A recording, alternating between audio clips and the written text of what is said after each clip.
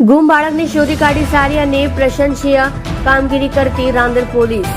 આજ રોજ તારીખ 10/3/2024 સાંજના આશરે 6 વાગે એક બહેન નામે તમન્ના ગુલઝાર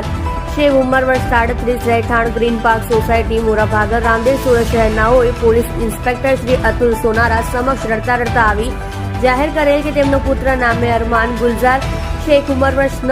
7 અભ્યાસ ધોરણ 2 નો નાનો બપોરના આશરે 3 વાગ્યાના સુમારે રમતા રમતા ગુમ થયેલ છે. તેમના પતિનું થોડા સમય પહેલા અવસાન થયેલ અને સંતાનમાં 3 દીકરી વચ્ચે અરમાન એકનો એક હતો અને તેના આશરે જીવતા હોવાનું કહી ચોંધાળ આંસુએ રડવા લાગેલ. સાથે તેમની મોટી દીકરી અને ગુમ થનાર અરમાનની મોટી બહેને પણ રડતા રડતા રજૂઆત કરેલ કે સર, આવતીકાલે મારે ધોરણ 12 બોર્ડની એક્ઝામ છે, પણ હવે મારું મન પરીક્ષામાં લાગતું નથી, મારો ભાઈ શોધી આપો. તેમ તેઓની રજૂઆત સાંભળતા જ પીઆઈ સાહેબે તુરંત જ Rander surveillance squad PSI BS પરમારને બોલાવી લીધેલ અને નાયબ police commissioner zone 5 Shri RP Barot તથા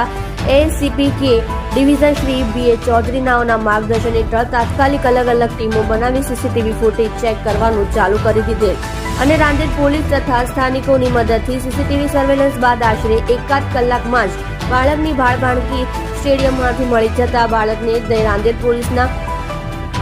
માણસો પોલીસ સ્ટેશન ખાતે લાવેલ. અહીં બાળકની મમ્મી તથા તેની મોટી બહેન આવતા બાળકને મળતા જ લાગણીસભર દ્રશ્યો સર્જેલ અને રડતા રડતા બાળકનો કબજો મેળવેલ. અહીં આંસુમાં ફરક હતો કે પોલીસ સ્ટેશન શરૂઆતમાં આવેલ તે વખતના આંસુ અલગ હતા અને પોલીસ સ્ટેશનથી બાળકની સાથે પરત જતી વખતે હર્ષના આંસુ સરી પડેલ.